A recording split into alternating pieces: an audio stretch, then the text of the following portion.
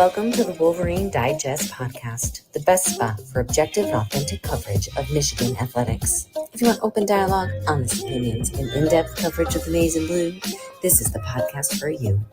And now, here's your host, Brandon Brown, joined as always by Chris Breiler. I was going to start by saying go blue.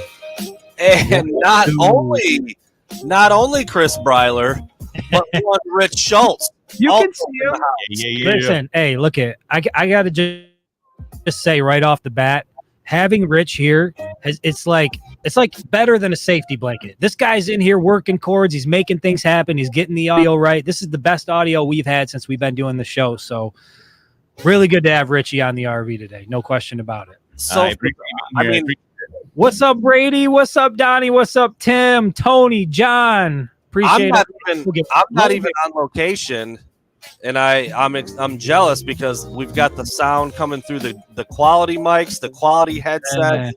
Everything is playing through the outdoor speaker over there. So whenever I'll be honest, man, I'm going to be honest. I expected when we went live, I thought you would be in bed with like an ice pack on the head, a thermometer. I even thought you'd be rocking a neck brace for some odd reason, just for like effect. You look good. You look all right. Well, I'm showered.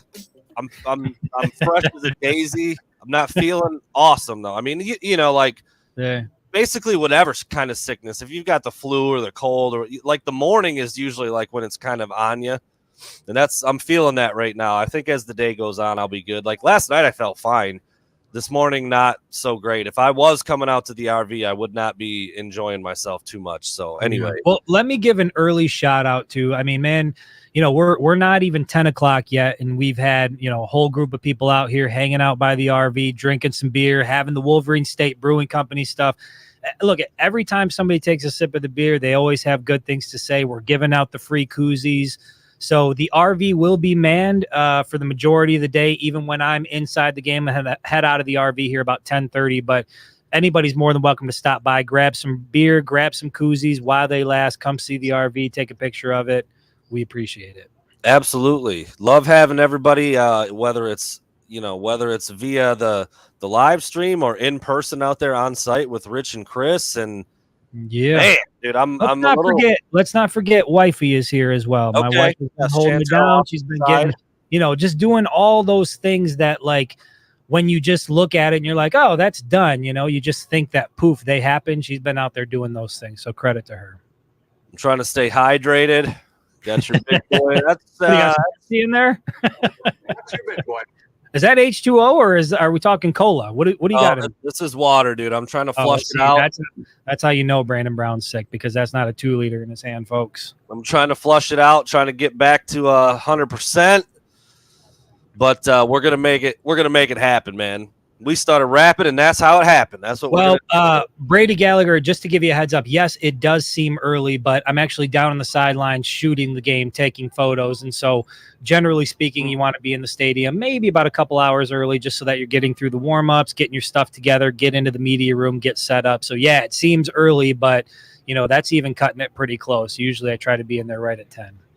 Yeah, same deal for the press box. I mean, Chris and I generally got there about 2 hours early. You just kind of get in, you get set up, you can watch what's going on down on the field. You get a little scoop here and there. You hear some buzz in the press box. I mean, there's food also. I mean, when you're in the box up there, there's a spread. So anyway, typically, I mean, 2 hours is kind of that window. The press box and the photo room actually opens 3 hours before kickoff, so you can get in there real early if you want to, and that's typically what we would try to do. So anyway, all right. We talked a lot about this last night. We made our predictions. We talked about our some of the things we think we're going to see. And I guess that's really where we are today. Yeah. It's game 3 of the soft non-conference schedule. So we're all kind of wondering, like, what's this going to look like? Are the starters going to play into the second half? How much run is JJ going to get? How much are they going to lean on Blake Corum today? We'll hopefully get word from you, Chris, when you're down there on the field early, whether or not Donovan Edwards is dressed or not. I mean, there's another point back up there for Brady.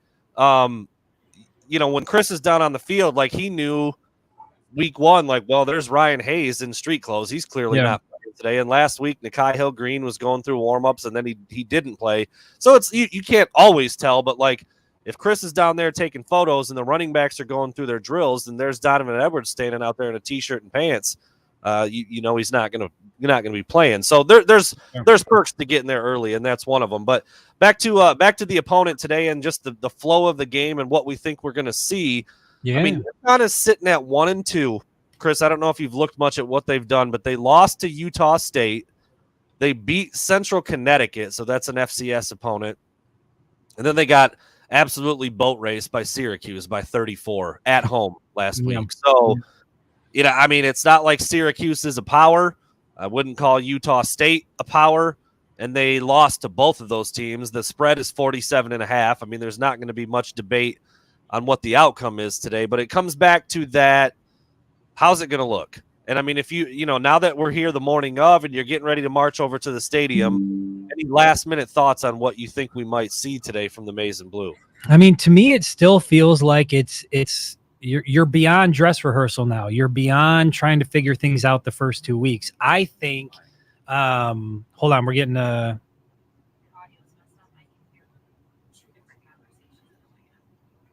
Is there something playing in the background or your phone?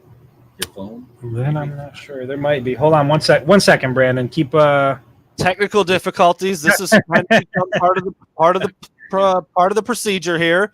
Maybe just turn that speaker down out there so it's not so confusing. Here's where I'm at on this. I think you had the first 2 games to do the dress rehearsal. I think you had the first 2 games to figure it out, and they were putting out the stats, you know, all these different guys that were getting into the game and getting reps, and I think that's phenomenal. But now that you're into week 3, even though it's an inferior opponent, it's more about you, and it's more about what you're able to do. And you got to get guys into a rhythm. And we talked about this on the show last night. I want to see a guy like Android or God, it popped up on the I'm saying Andrel Anthony. I almost called him Android Anthony. Maybe he's been playing Android Anthony. I don't know. But Andrel Anthony, he's got to get some receptions today. You've got to get a handful of your top wide receivers, at least more than 1 reception. Like I said, 1 reception for 5 yards through 2 games is just unacceptable. And so I'd like to see, again, even though it's an inferior opponent,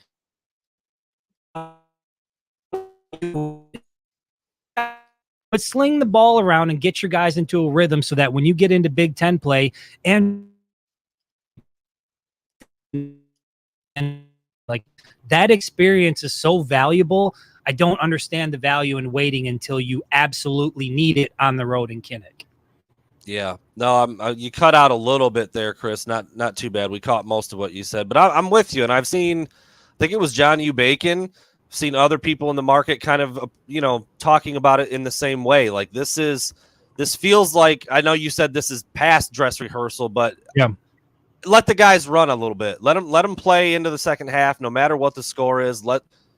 Open it up just a little bit. I know you're not going to need to. I mean, the spread is almost 50 points again. Michigan is going to roll in this one.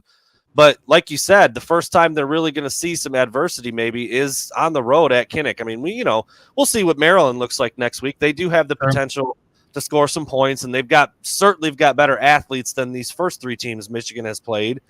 But they beat Maryland by 40 or 50 points in College Park last year. I mean, Michigan's going to be favored heavily in that one as well. So I'm with you, dude. I mean, I think we all want to see it, for a little longer. Even if Michigan is up big, we want to see it for a little longer and see how those starters look in the second half.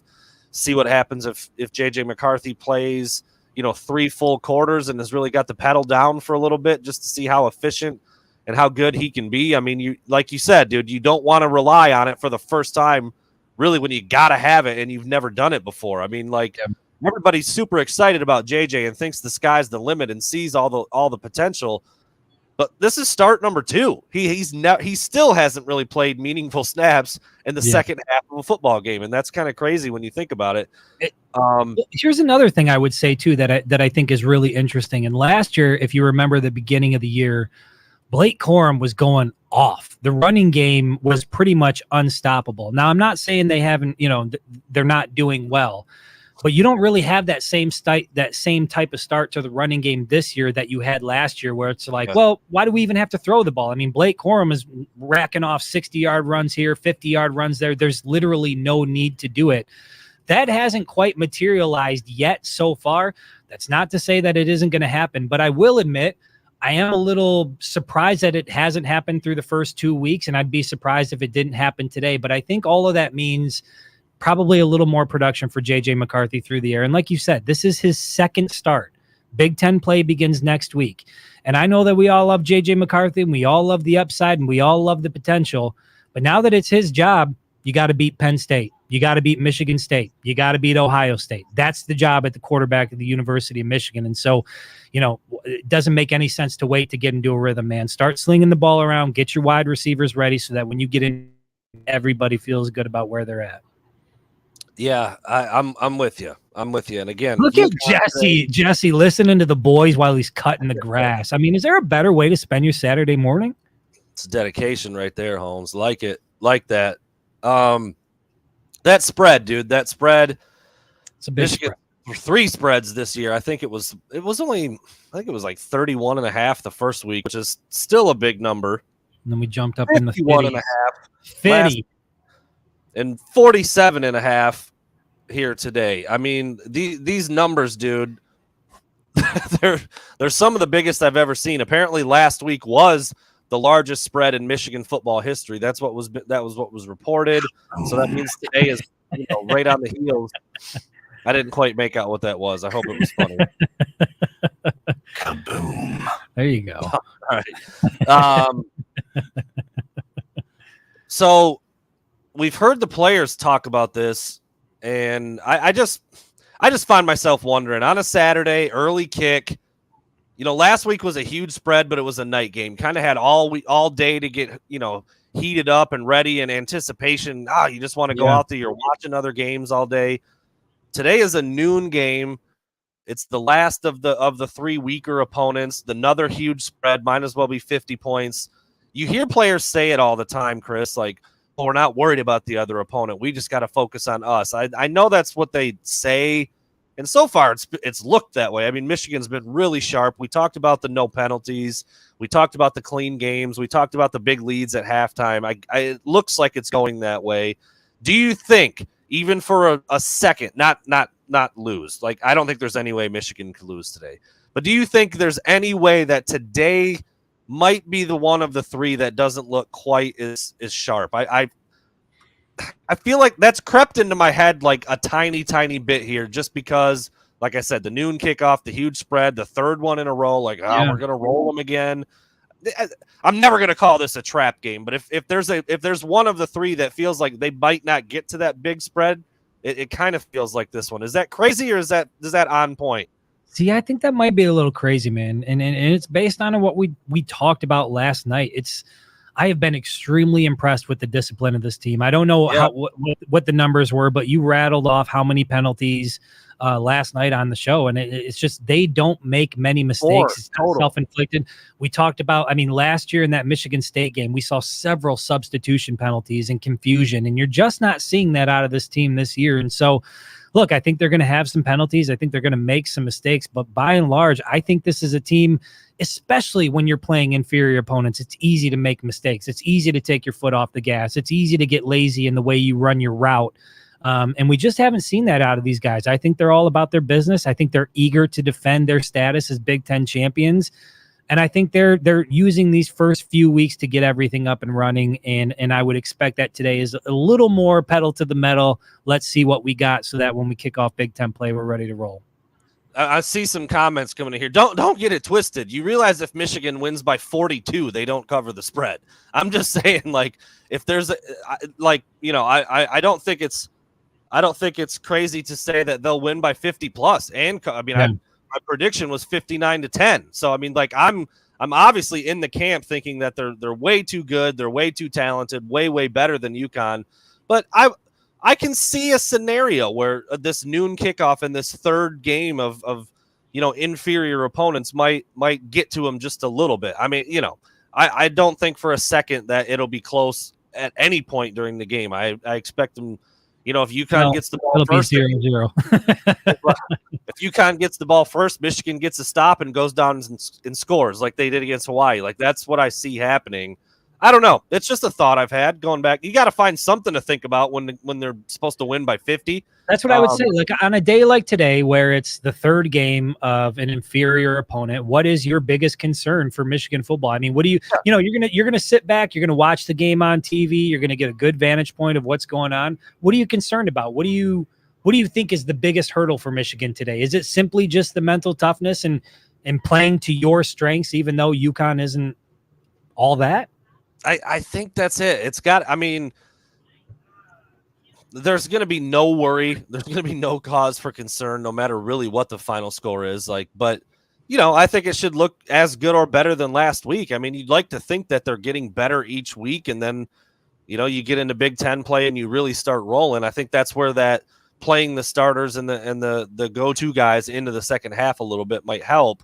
But I don't know. Just something I was thinking about. I was reading something from the UConn side of things yesterday, getting ready for our show, just to kind of learn a little bit more about them, some players that they have, the article that I put up yesterday, what their offense looks like, what their defense looks like. They've got a good linebacking core. That's kind of the strength of their defense. They're playing Chris, I don't know if I even mentioned this last night. They're starting a true freshman quarterback. That's their. Do you got to drop him No,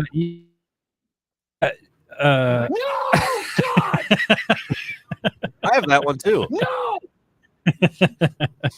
Yeah, I mean, if you're a freshman and it's like, you get to go play in the big house, that's pretty damn cool, but it's not an ideal spot to be in for a football team to have your freshmen go in and try to perform over, in front of 111, 112, whatever it's going to be today for Military Appreciation Day at the big house. Shout out to that, man. Yeah, I mean, Taquan Roberson was supposed to be their starter, the transfer from Penn State. Obviously, a bigger arm, more talent, dual threat guy. I thought he might, make UConn a little bit interesting under Jim Mora Jr. My guy, by the way, really like Coach Mora. But anyway, they're not. He's out. He injured his knee in the first game of the season, or maybe it was before the season. And now they've got this true freshman playing on offense. Linebacking core is solid, but they're just going to be severely outmatched by Michigan. There's no doubt about it. But the write-up that I saw, actually was like, I don't know. Whoever's going to be victorious in this one's going to get the best play out of their defense. And I'm like, come on, bro. Come on. Are you kidding me, dude? That's one way to look at it for sure. So let's give Rich his flowers real quick. We'll do this as the ad for Mediascapes. My mom is asking, who's in there with you today, Chris? I see that 4 jersey. It's the man, Rich Schultz. The man, the myth, the legend, Rich Schultz, the guy who wrapped the RV. The guy, I'm talking into his microphone. I'm wearing his headset. We're blasting tunes through a speaker outside the RV. Man, everything that we're doing, as far as this is concerned, he has been such an integral part, him and his team. And this is just the beginning for us. There are things that we're going to do moving forward that I think are going to change the game. I'm really excited for it. And it's still a learning process for everybody, but it's been so damn smooth. And you can tell, man, when you get around good people, you just know they're good people. Rich is good people. I'm excited to work with them moving forward. CJ says that Rich, if anybody could have got me a negative COVID test, it would have been Rich. Rich would hook you up. What do you need 2 lines? Yeah, I can get you one of those. That's the kind of work that Rich is putting in. Again, if you guys haven't seen it in person, and I'm sure we've shown it 100. I mean, look at that work. Look at the craftsmanship machine. Look at that. And I will say, people were asking me today at the RV. They were like, "So what did this thing look like before Rich wrapped it?" And I told them, I was like, "It went from Walter White to franchise black. Like before it got wrapped, it looked like a meth lab. It looked like a rolling meth lab. And now it looks like a command center where we do work."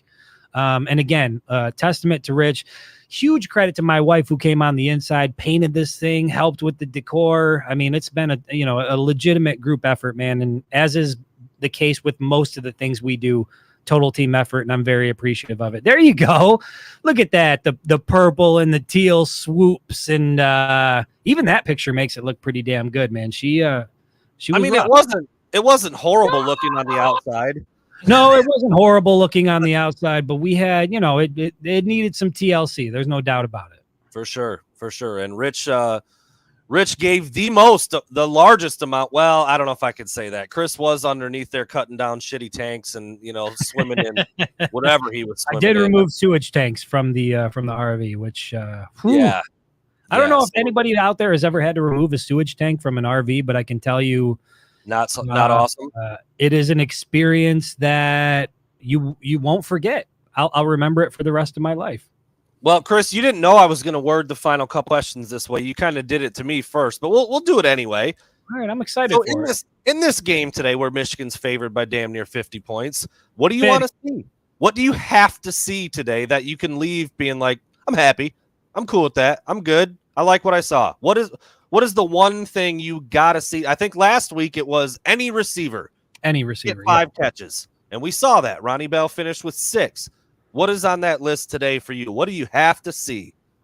Well, okay, so priority, top of the list is I've got to see multiple receivers now have a game like that. Now, I'm not saying Andrell's got to go out and have 6, 7 receptions like he got from Ronnie last week, but I don't think 3 is asking too much. I think your top 4 receivers need to have 2 catches minimum, which would be a huge upgrade for somebody like Andrell Anthony. Let me rattle off. So you're hoping for 2 catches for Andrell, Roman Wilson, Cornelius Johnson, Ronnie Bell. Minimum. That's your top 4. Right. Okay. Minimum for those top 4 guys. And then I think outside of that, we talked about it on the show last night.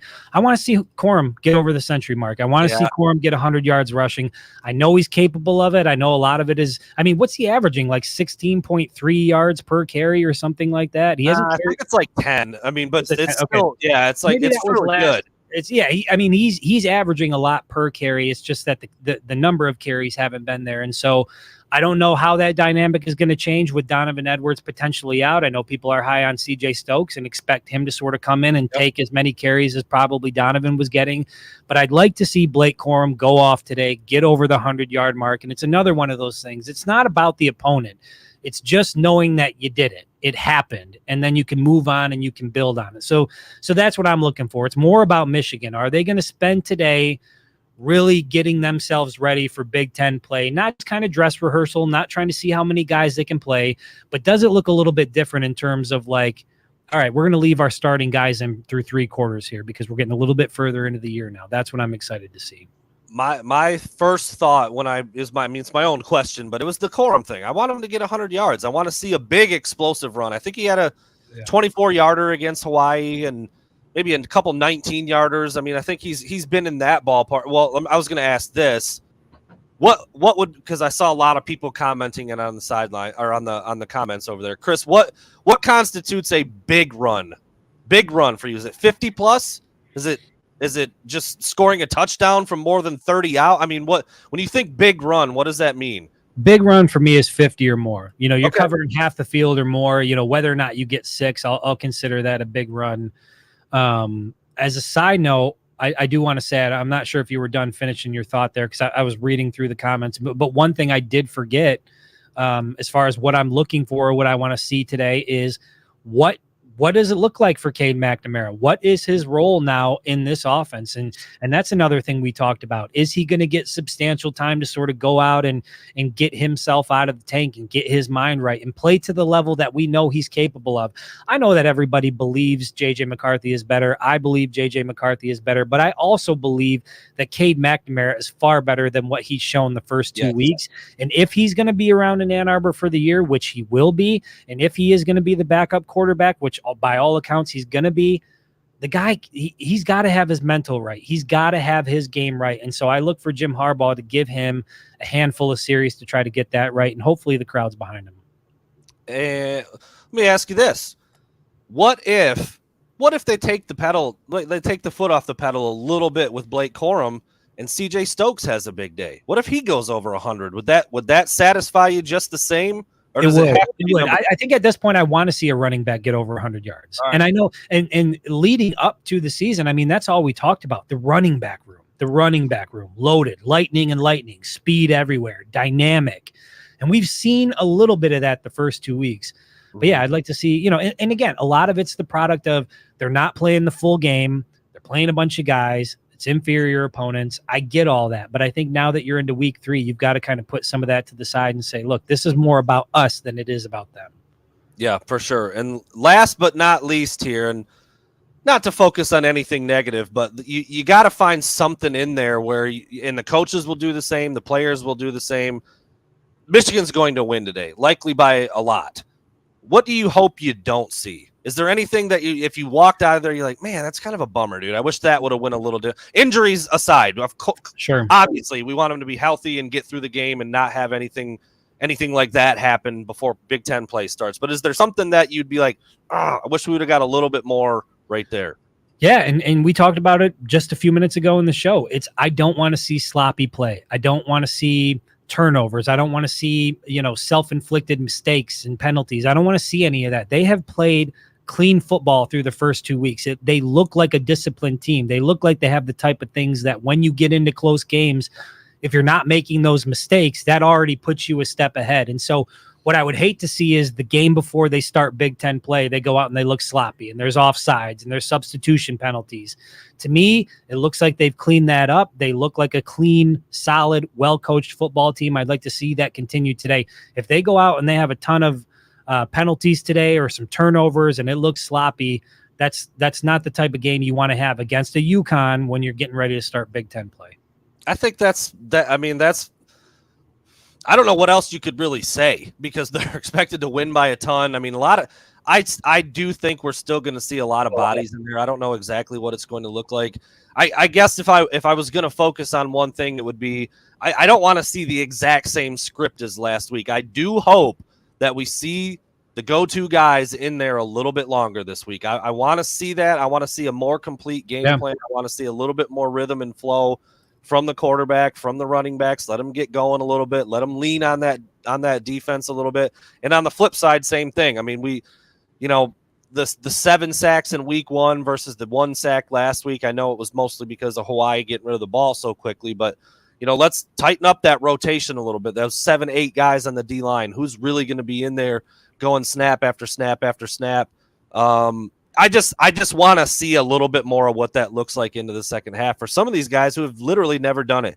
JJ being one, any of the freshmen who are playing being others. Some of these guys just haven't had to play more than a half of football yet. I think this is the week to do that. So again, nitpicking because I expect them to win by a ton. My prediction was 59-10. Chris, do you remember yours off the top of that? Was it 56-3?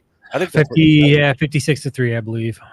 So both of us have them winning by a lot and covering that giant 47.5 point spread. So we're just, we're all kind of waiting and seeing what's it going to look like. How long are the starters going to play? What's the game plan going to be? What does Connecticut try to do to, offset the massive talent gap? We saw it last week with Hawaii getting rid of the ball in like a second. I was going to say, you got to be fast, get rid of the ball and hope that the defense breaks down. And so far, they don't look like the type of defense that's going to do that. So and shout out to Jesse Minter, man. After losing Mike McDonald, again, you know what? I'm almost over saying I know that the first two opponents, everybody knows the schedule, so I'm not going to say that. Michigan lost a ton on the defensive side of the ball. We asked all year, what is it? What is that? Minter, there you go. Yeah. I had it. I think it's a good that you brought him up. We all wondered, what is this defense going to look like? We all thought the loss of Mike McDonald was obviously going to be tough. And then you throw in Aiden Hutchinson, David Ojabo, Dax Hill, Brad Hawkins, guys like that who have experience and talent. And it looks to me like they're just fine, like they haven't missed a beat yet. Now, we'll find out when they get into Big Ten play. But you sure as shit wouldn't want to see them playing awful early. And so the early results on Minter and the defense are good. I'm happy with it. And I'll just add to that, we heard some things from Nikhai Hill-Green over the summer talking about what they were allowed to do in this new defense. And I think you're seeing some of that as well in terms of guys that are more comfortable dropping in coverage so the defense can do a little bit more. I'm excited to see what they look like against legitimate competition, but I would expect this defense to hold their own today, maybe give up 3 points. But I'm with you, man. It's going to be an ugly one. Well, let me throw that out there real quick then. That's what we'll finish on. If they've got a goose egg going into the third or fourth quarter, let's hang on to it. Let's hang on to it this week. I know the defense wants to do that. Minter's trying for that. The players are trying for that. So there we go. That's what I don't want to see. I don't want to see another shutout lost with 6 minutes to go on a deep ball where, the guy could have made a play or was just a little out of position. Again, that's asking for a lot. It is hard sledding to get a shutout in today's world of college football. No question about it. even against these inferior teams, because they're throwing it around and they're trying to make a play here and there. Especially when you're going into your 3 deep on the roster. You know what I mean? They're playing a lot of guys. They're getting a lot of guys with first-time experience who are going up against guys who are veterans who are still trying to score. And so you're going to see some of that happen. But you're right. If you're into the fourth quarter and you're pitching a shutout, man, you just don't want to give that up late on some bullshit. So I'm with you. And, which one of these guys on UConn's roster, on Hawaii's roster, on Colorado State's roster doesn't want to say, I got a touchdown against Michigan in the freaking big house? Exactly. They're all. So it's a Super Bowl. Do you remember back in the day when Utah State, was it Utah State or Utah? Which the Utah Utes came into the big house. Yeah. It came into the big house. I don't remember what the score was, but the dude got in the end zone and struck the Heisman pose. You remember that? I do remember. I remember that. taking a picture of that, and I was thinking, like, man, you play for Utah, you're striking the Heisman pose in Michigan State. What are you doing? What are you doing? Utah was Jim Harbaugh's first game as Michigan's head coach, and they lost at Utah. And then the next year, Utah came out. Michigan got a win. So so there you have it. North of 30 minutes. I wasn't sure how long we'd go for. Chris is going to get ready to pack up and head to the stadium. I can't hear the drops. I know they're happening. Can't hear them? I can vaguely make them out. When I had, How about this one? that's cute. I remember when I had my first beer. It's one of my favorite lines. It's while I'm talking. I've told Chris this many times. My own volume in my own ears is like real loud. Yeah, something got wonky.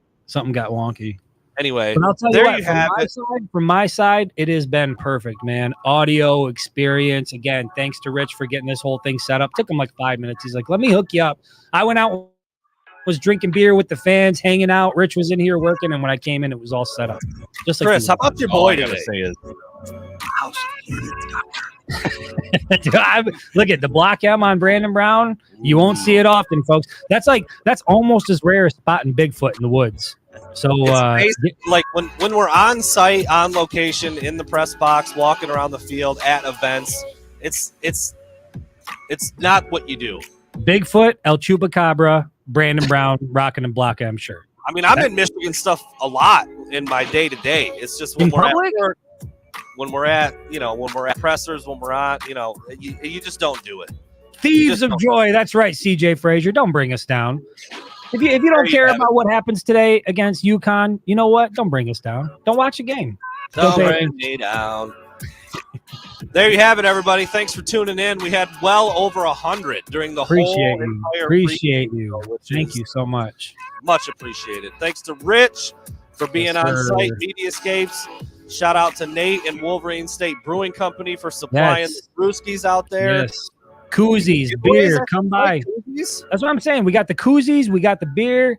I mean, it's free. Come get it while supplies last. We had a bunch of people down here earlier. I don't know how much is left, but man, if we got it here, it's for you.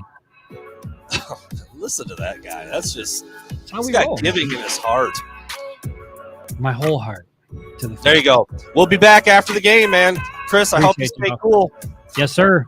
We'll see you in a little bit. What do we got? About 2 hours till kick? 2 hours to 5 kick. 5 hours. To kick. Appreciate y'all. Thank you, Jacob, Michael, Jesse. Appreciate it. Matt. In the range of 5 hours, we will be back for post game. Take care, everybody. Yes,